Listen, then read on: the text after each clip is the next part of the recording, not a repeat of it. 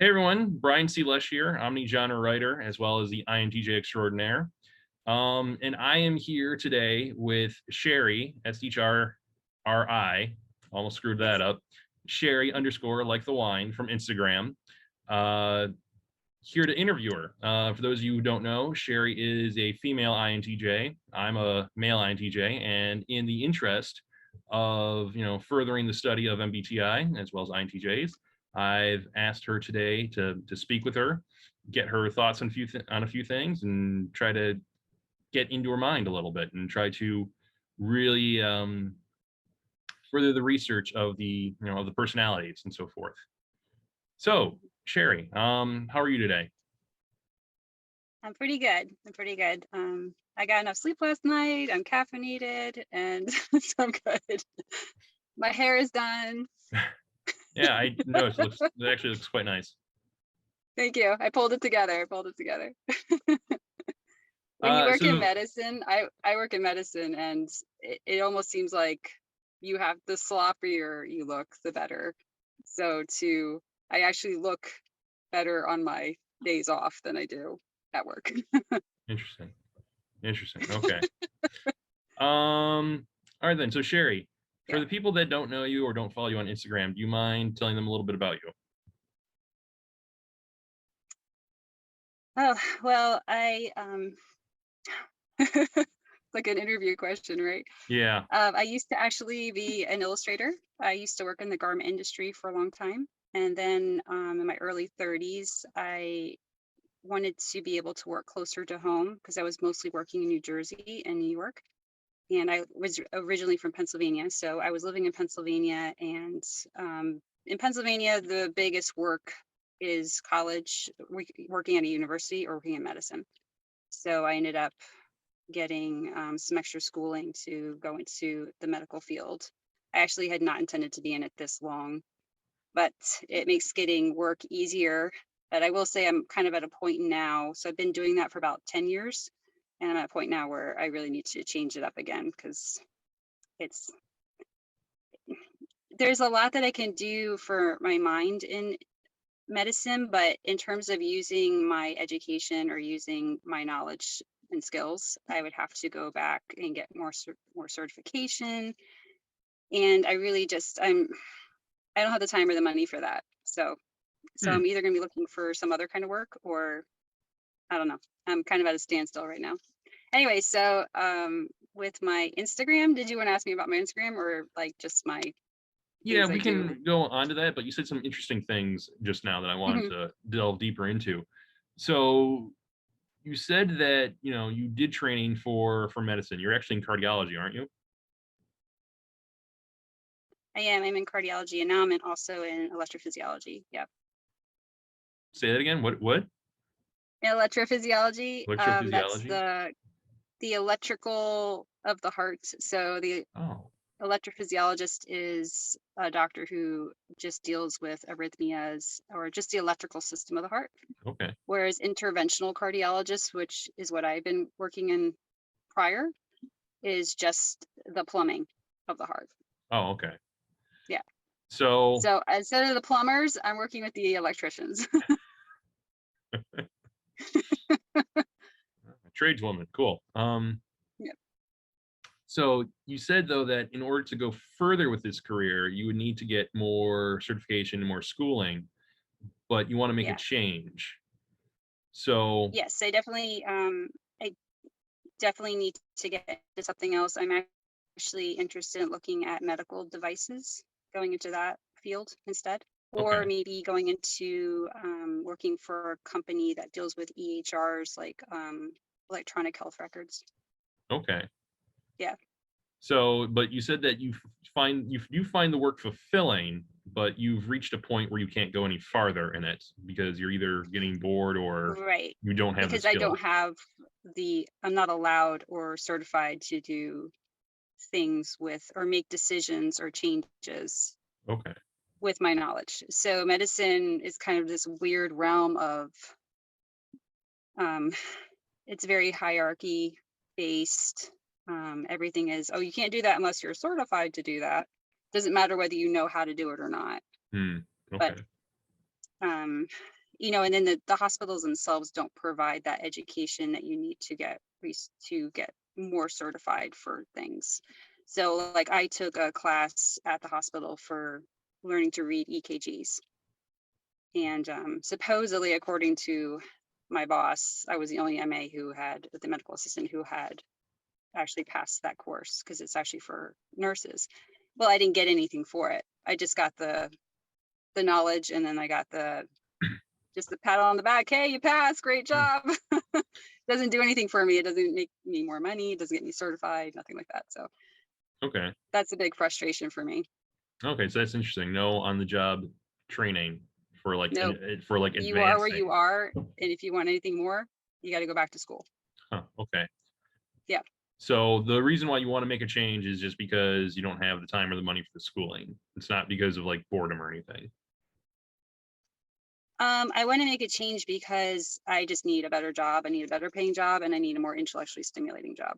Okay. And I also, one of the things I've noticed about myself is that I don't feel fulfilled unless I'm producing a product or something that helps a company be better.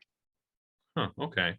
Um, So would you say then that so, when I cardiology? worked as an illustrator, I was always producing a product. Hmm. I had something to show for my work to get that company farther along in their Okay. business. In medicine, you're just keeping people alive, which is great, but I have nothing to show for it. Hmm.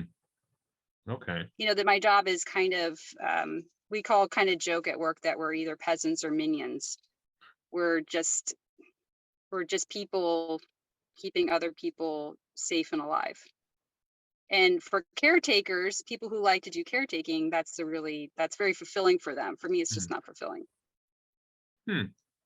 Like I Interesting. would feel more fulfilled doing work in like IT, where I'm getting people's computers fixed or fixing stuff or just getting some sort of effect or product. Most of the time, I'm just being told what to do, and you just do it. You do it what you have to do it accurately. Okay.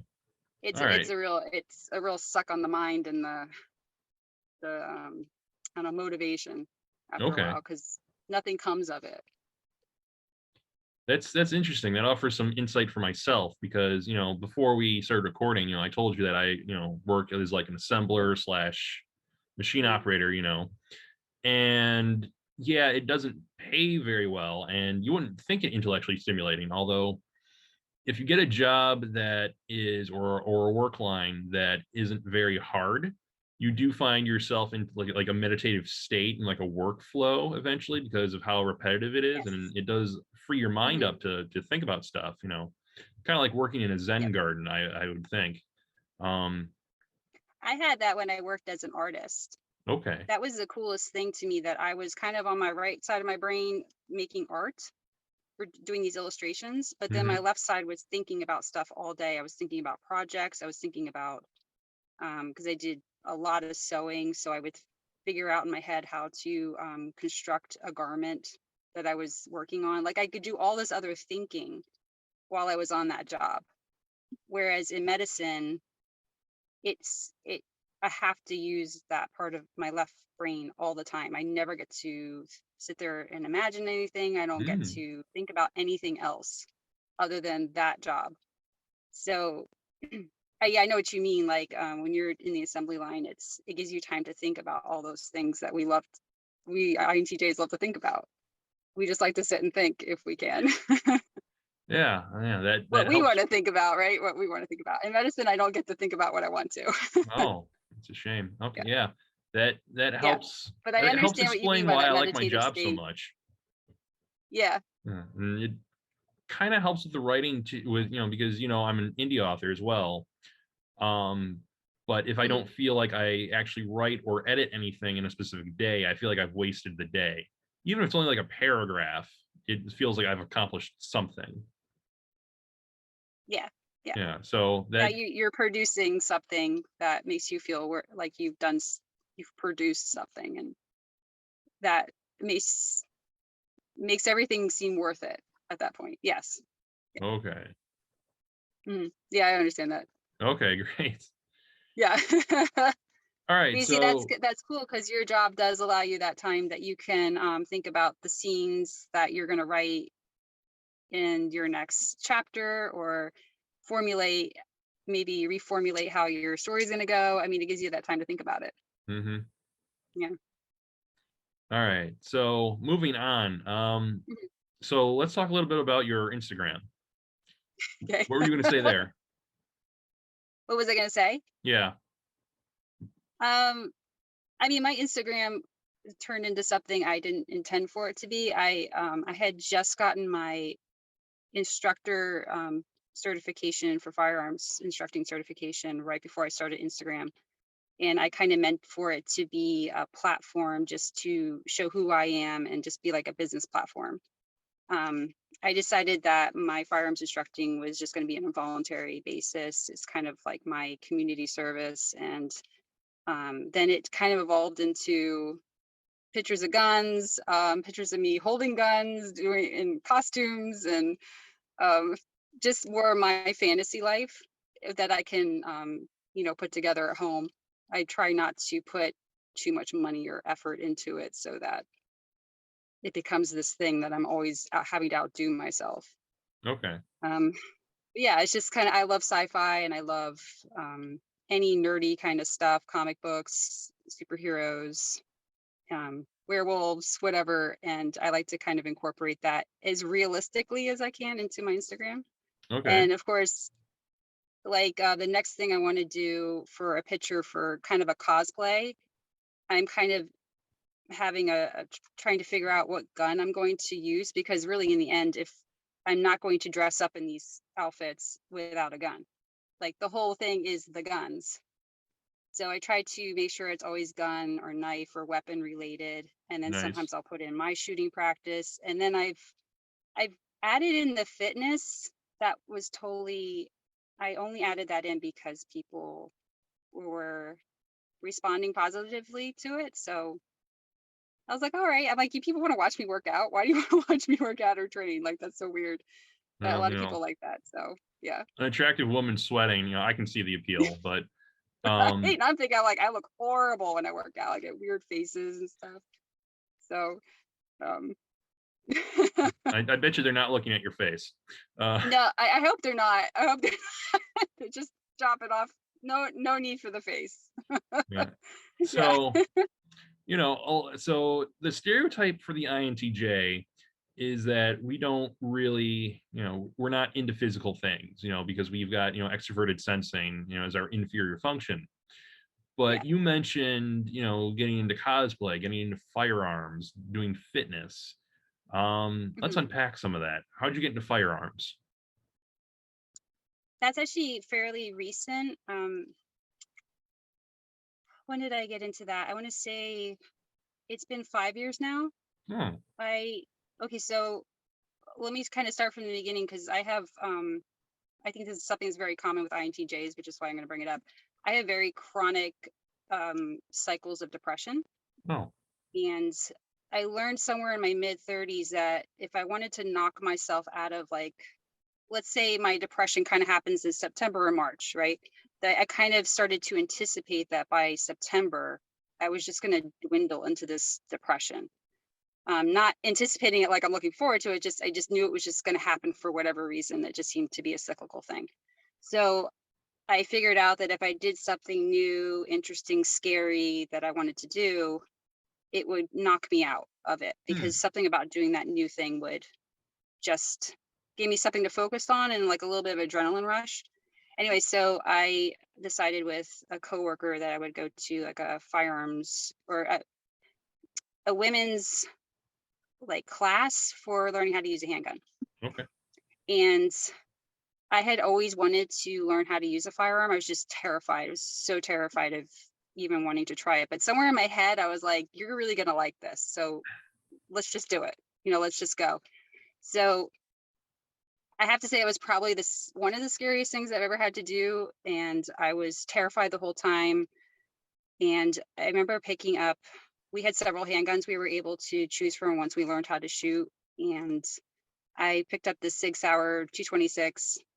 Nobody else wanted to shoot that one. Everybody wanted to shoot the Smith and Wessons or whatever. And I always kind of say that the SIG 226 was the gun that got me into shooting, Mm. because I picked that up and I spent the whole rest of that time I had with that gun. And anyway, so it was another, I didn't start practicing again for another year after that class because I wanted to have my own handgun to practice with. So I ended up finally buying a gun about a year later, and then just went every other week to that range. There was a police officer that was one of the RSOs there, one of the range safety officers there, and he would just spend 15-20 minutes with me every time I came in and would train me how to shoot. And that's actually, he's the reason why I don't, at this point, I don't charge money for my firearms instructing, Oh, because he did that for me for free. And so now I just kind of do the same thing for other people. Um, anyway, so I would say maybe about 2 years ago, I finally got into rifles, and it's probably the firearms instructing part of it that has me training extra, extra hard now. Because the more you know, the more you realize you don't know. mm. Or the more I know that I'm not as good as I thought I was, or you need to work on this, you need to work on that. So anyway. Yeah, I definitely know where Um you're coming from there. I actually got into mhm. motorcycling recently. I don't know if you knew that. I bought No, I didn't know that. yeah, I bought a 2005 Honda VTX 1300C last July. I took the MSF Hmm. course the October before that. Um, Yeah. but yeah, I've been, so when you take the MSF course, they introduce you to slipper, slow look, press, roll. Well, I was watching, a YouTube channel called Canyon Chasers, and they were talking about how, the MSF course is really good for teaching you how to be a beginner, but you have to learn how to, get better, you know, um, because they teach you in the MSF course, keep your hand off the front brake, don't grab a fistful of brake, and because you're gonna go down if you do. Yeah. But Canyon Chasers was like, no, this is what you should actually be doing. You should be covering your front brake, and you should be trail braking, because that's how the pros do it. There's a reason why they do that in motorcycle racing. And I was Hmm. like, Yeah. oh, interesting. And so I ended up subscribing to the channel, and so that I can improve on motorcycling. It's Um, so I would think that, would you agree then, as an INTJ, we are very, very interested in things that involve fine technique. I feel like everything I've ever done mhm. or been really into required practice on technique. I think you might Because have. motorcycling is a fine technique. Mhm. There are definitely some really, you can tell when you're on the road, like, oh, that guy's a good rider. That guy, oof, he needs to spend some time on the back roads Yeah. practicing, right? Yeah. It is a physical thing. To the motorcycling is physical, but it's a, I don't know. I don't want to say there's a trick to riding, but there's a technique involved with it. Yeah.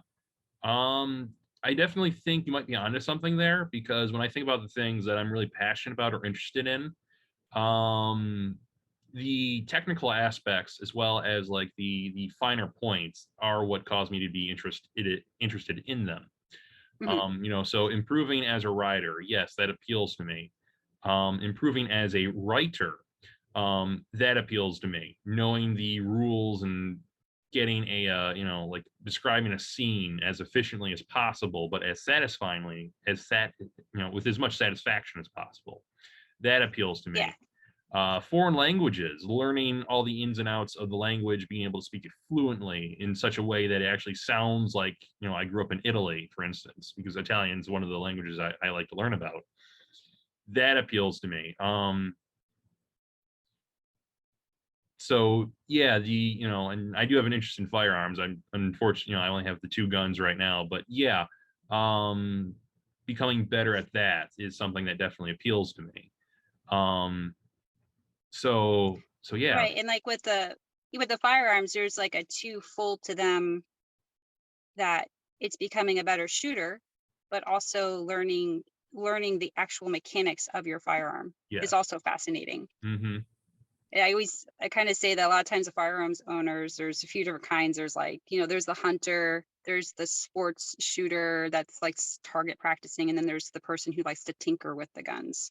Mm, And then there's the other ones that just throw them in a safe and then they're like, I have guns, and then that's it. I kind of like to say I'm all of those.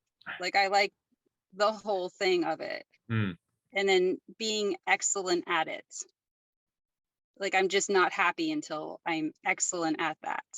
And I won't go into something if I don't think I can't be excellent at it. yeah. Yeah, I know that, when I'm at work, there are a couple of assembly lines that are a little tricky from time to time because there are some things that are out of your control. Like today, for instance, I was putting textiles onto a robotic arm that would then put the Mhm. textiles onto a plastic part. And then I had to take the part with the textile on it, put it onto what is called a nest. It's basically a fixture of a kind. Another robotic arm takes the nest, puts it into a laser housing where a laser cuts the excess material off, and then the arm brings it back out. And then I pass it down along the line. Well, we have two such stations at my job, and the one station is a little more difficult or tricky to use, um, because it doesn't always work properly, and I know that I really struggle with it sometimes, especially on one particular part. It's an A pillar, for your car, specifically for Mhm. Mopar cars, so Chryslers. Um, and yeah, if I don't get that right, I really do struggle with it, and when it's not right, I kind of take it personally. Last week I was doing that. Yeah, last week I was doing that, and I was getting aggravated, and then some of my coworkers, I work with a lot of women. Um, and they were talking about stuff and getting distracted, and I did snap at them a little to to stop talking and to get back to work. I apologized for it later because I did feel terrible because one of the reasons why I quit my last job was because my boss put me on blast in front of everyone and called me lazy, and so I'm trying to avoid being that. Um, Mhm. so yeah, it is an aggravating process because not all of it is within your control, and it's like, how do I get better at this? How can I increase production? So yeah, I get that. But also, how can you control your environment? 'Cause that's Mhm, another thing I think that's INTJ. We are very much about controlling our environment or controlling what we've been given a task to do, mhm. but we don't really like controlling people. So when people are out of control, it's like, what is this? What is this out of control business? Like people are like, I also work with a lot of women. I've never worked with so many women in one office in my entire life. My job as an illustrator, I worked with all men, Huh. and that was the best. It was like the best job I ever had, best paying job and the best mental job, best everything job because I was with men the whole time. And being with an office full of, I think we're up beyond 50 women in one doctor's office. It's a lot of women. That's a lot of estrogen. Yeah. Anyway, so but Yeah, back to the original point you were making, that if you can get that task done, or you produce something that's fantastic. It's just everything to you at the end of the day. yeah, yeah. Yeah. Yeah. Okay. Did you Uh, make some girls cry at work? I didn't make them cry. They said it was okay later when I apologized to them. Yeah. But they did kind of like snap to attention after I snapped at them. There was one of them that was kind of instigating the chatting a little bit because I guess she has a propensity for talking and for being a bit of a joker, which I didn't know about. And the other two were sort of indulging her, and then after I snapped at them, they got serious again. So, which is kind of unfortunate because they all have seniority over me. So I felt really out of place about it. Yeah. Yeah. Is that um is that a thing at work for you, like a hierarchy? Yeah, I generally try to show deference to the people who've been there longer than I have. Hmm. Um, so I But your will. hierarchy, your sense of hierarchy and respect for certain people isn't based on what I would consider sensors having as hierarchy, Well, I right? mean, Like, do you think it's a little different, your perspective on who is your hierarchy, is your, not your peer, but that above you, based on a system of your own than what they have put in place?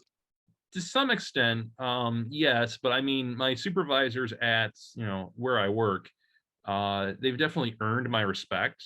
So I don't have Yeah. an issue, showing them respect when necessary. But yeah, I Hmm. generally try to show respect to people, um, if they, again, that deference, if they have seniority, until such time as they prove me wrong, I guess you could say. Yeah. If they're like incompetent or kind of dumb or something like that. I work with a few individuals who they aren't the brightest knives in the crayon box. Um, but they are good at their jobs and they're mostly pleasant to be around. So as a result, I don't necessarily disrespect them or give them a hard time or anything like that. And I work well with them. But then there are some individuals though, like you were saying, INTJs don't like controlling people. There's one woman I work with. Don't get me wrong, I like being around her, and she is a nice person. But when she's in her extroverted social mode, she does operate at an energy level that is kind of uncomfortable for me to be around because I don't feel that she's very approachable. Yeah. Um, but when she's having a bad day or when she's tired or when she's stressed, I find it a lot easier to be around her. I find it a lot easier to interact with her. Um, and to some Interesting. extent, it's a lot easier for me to help her out when she's feeling that way, which I know isn't a good thing necessarily, because it's like, well, we don't want people being bad moods, but it is just kind of a lot for me to deal with when she's feeling good and feeling social and being extroverted and joking around and stuff. Yeah. Yeah. Well, there's probably no way to, I think maybe when she's in a bad mood, you can be more helpful to her. Yeah, exactly. And that, yeah. Mm. Hey everyone, Brian Sealesh here. I just wanted to take a moment to tell you all about my t-shirts as well as my books. My t-shirt business is called Transcendent Tees, and it's all about making inspirational t-shirts or t-shirts with inspirational messages.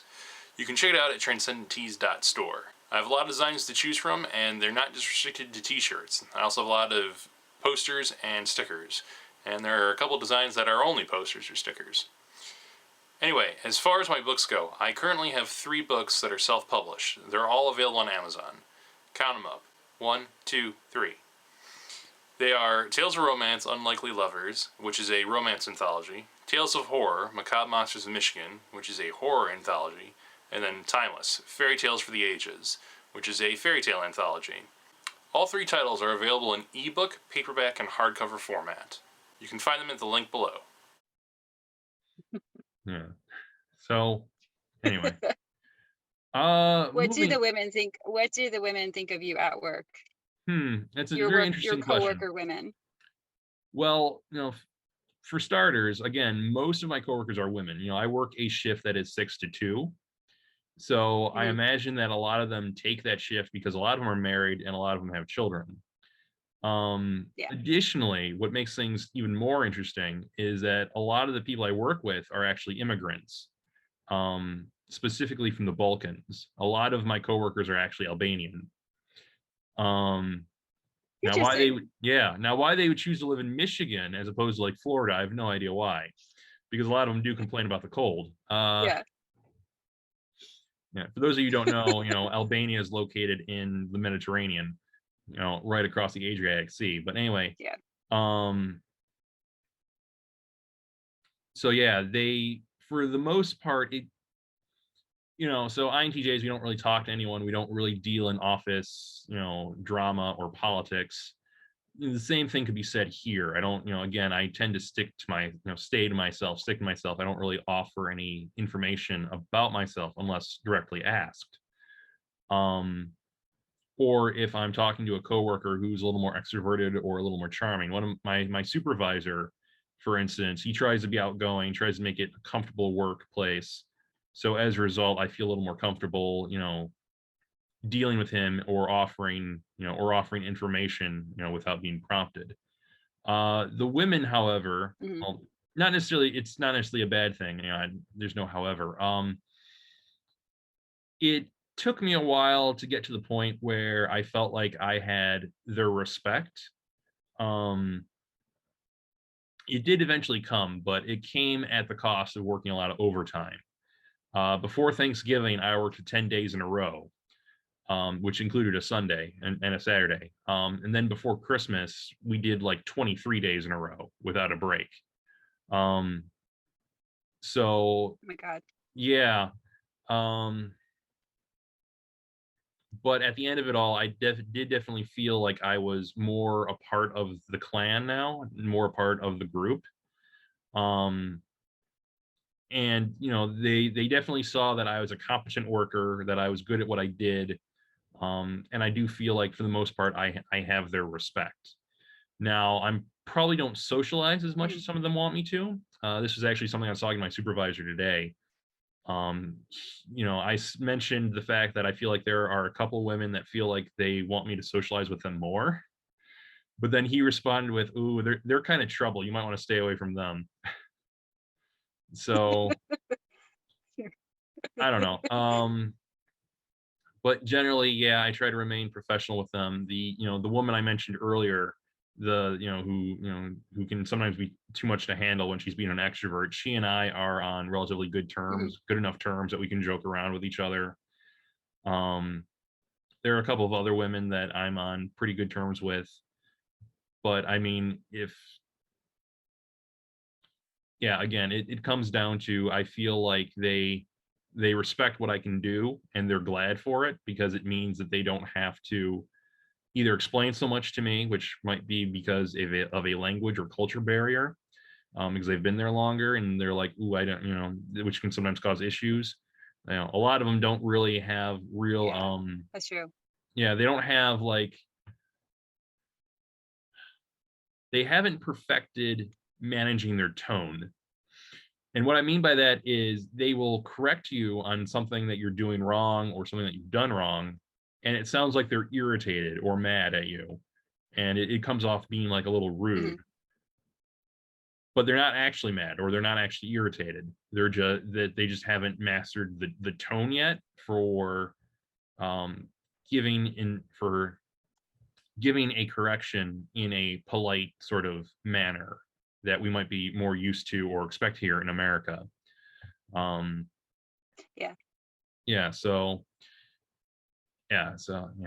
it Do you think that as an INTJ, you've had to work on that yourself, where you've had to be self-respect, that you're introspective about how you're approaching other people, or there's times at work I've said something to somebody, another woman, and like I thought about it 5 minutes later, like rewind it in my head and be like, oof, that came out really bad.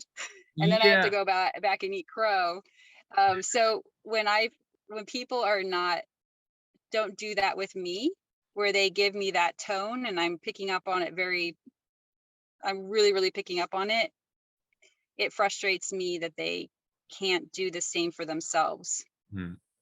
That I've put out that effort to recognize my tone, like you're talking about, and then do that for me in return. Do you know what I mean? Yeah, I think so. Like if I had to go all this trouble to be a better person or a better social person, I really wish people would be that way with me as well. They would Yeah, put in that effort.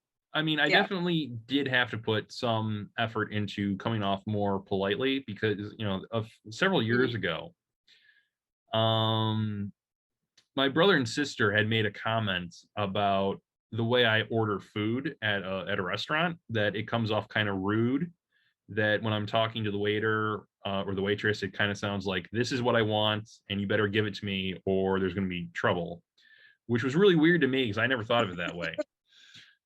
Um Right. So yeah, it was something I kind of had to work on for a little while there. I wasn't big into saying please and thank you, especially for things that I knew I could do myself. So if someone did something for me, but it was something Hmm. that I could do myself, I didn't see the point in thanking them because it's like, well, I can And do you that. didn't ask them to do it, right? Right, exactly. Yeah.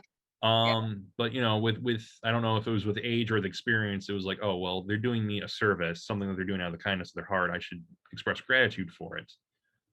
So, um, Hmm. yeah, so yeah, I definitely had to work on how I present, how I think about things, how I feel about things to some extent. Um, excuse me. Um, and yeah, I do wish people would also pick that up. Um, with the women at work though, it's kind of hard to explain that to them again because of the culture difference and sometimes a bit of a language barrier. Yeah.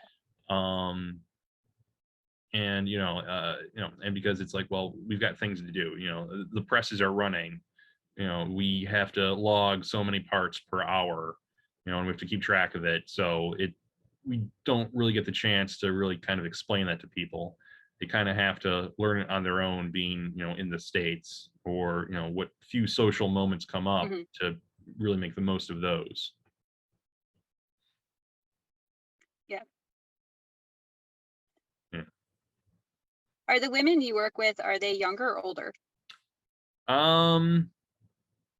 I'm very fascinated by generations right now, generate differences in mentality and ideologies of different generations. Okay. So it kind of Uh. helps me figure out people when I'm like, oh, you're a millennial, that makes sense, or you're a Gen X or a Gen Y, or yeah. So Okay. I Most of them are older. Yes. Um. okay.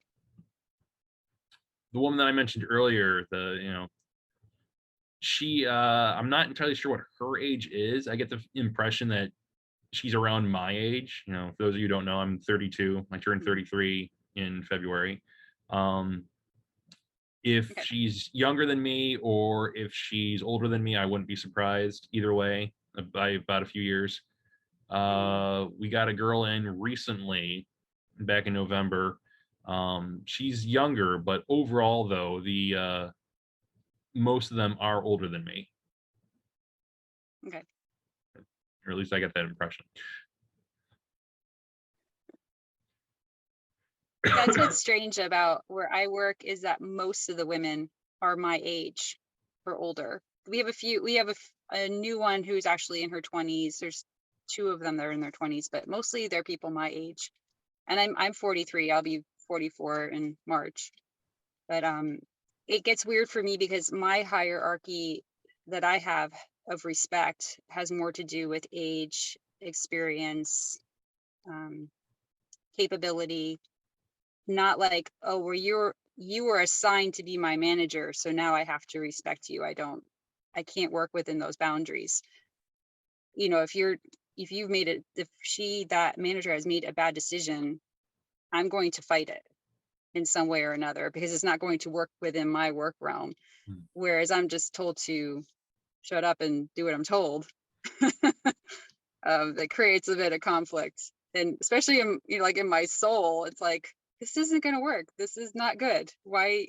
But with women, they have this other. I would say maybe a lot of women who are sensors, extroverted center, probably introvert and extroverted sensors. They just have this other kind of hierarchy that they work within. Um, and I keep using that term because that seems to be the only way I can figure out to explain why the dynamic between them and me is so conflicting a Hmm. lot of times. So are you saying Because that I'm you kind of seen as, I believe the term they use for me in most of my reviews, when I have my work reviews, I'm told that I'm intimidating and I'm subordinate. I'm insubordinate is hmm, the word that was used for me. I was like, what? And here I am. I hate being in trouble. I hate being in trouble. mhm, I hate doing things wrong and screwing things up and getting an email about it. I hate that. I loathe it. Like I literally get just like anxiety. So when they're always finding something wrong with me every day and just telling me I'm insubordinate or telling me that I did something wrong, it kills me every day. But anyway, Yeah. I don't know where I was going with that, but Oh, well, I feel I feel the exact same just way. the dynamic So, of working with women. yeah. Yeah. So, well, my question was, you mentioned that most of them are sensors. So, excuse me, I'm getting over a cold. I would, yeah. So would you say then that because the fact that they're sensors, they tend to fall in line with an established hierarchy more easily or more readily? Yes, most definitely.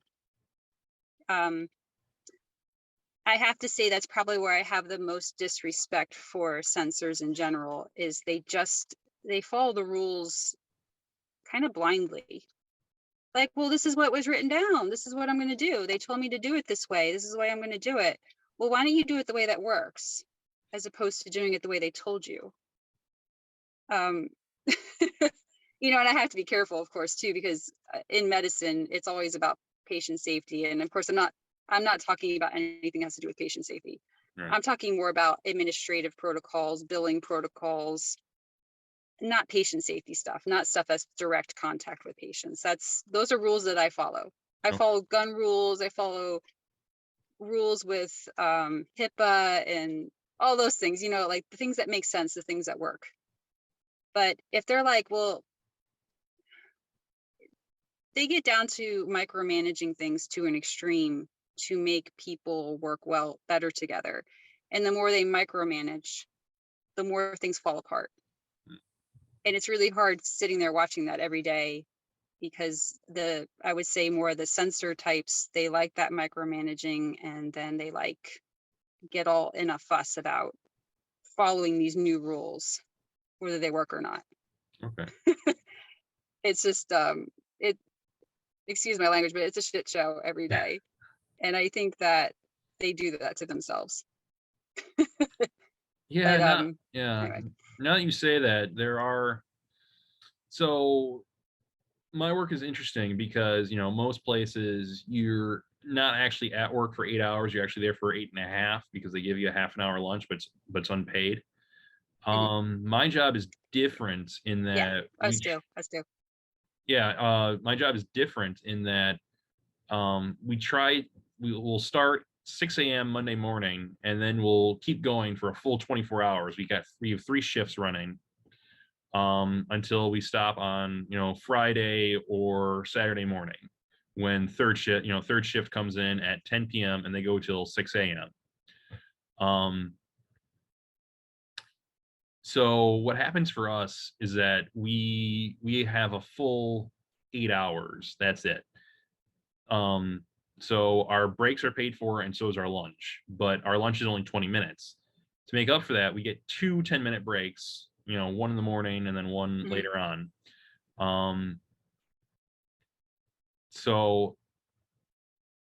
But anyway, we have it so that we can keep the machines running, so we can keep the presses running. We have a team of breakers that go around and they give everyone their breaks, and they will operate the presses while we're on break. Yeah. Now, there was a time a few months ago where one of the temps was arguing with them because we had only gotten our press up and running. It had been down for like the first 2 hours of our shift. So we had only started working then, and that's when the breakers came by to give us a break. And the temp wanted to argue with the breakers because we'd only just gotten started. It didn't make sense to her for us to go on break then, because we hadn't done anything for like the first 2 hours of work. And they started arguing. I didn't see the problem. It's like, well, no, it's the rule to just go on break. So I'm just going to go ahead and go on break. Yeah, to keep the routine. Yeah, to keep going. the routine going. Yeah. So yeah.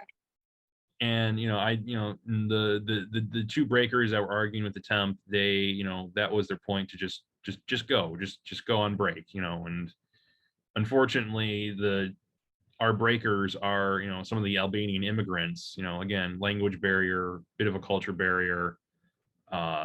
So they can't really explain things as well as a native speaker could. And so some things are lost in the conflict. Yeah.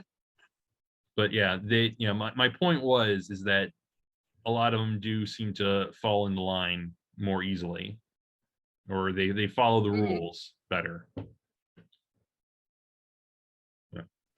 Yeah, I think that's why I think INTJs are interesting, because we do like following rules, but sometimes those rules are our own rules. And as we get older, we formulate more efficient rules or things that fall in line with our morals and standards and values. And that sometimes can cause conflict then with the rule makers. The established rule. Because yeah. I do have high standards. I do have high standards of excellence. It just doesn't always fall in line with theirs. Yeah. And that's when I get in trouble. But I'm always up for rationality. If you can give me a rational reason, if you can answer my why, my why questions, I'm very reasonable. I'll do it. Yeah. Just give me a good reason why. That's all.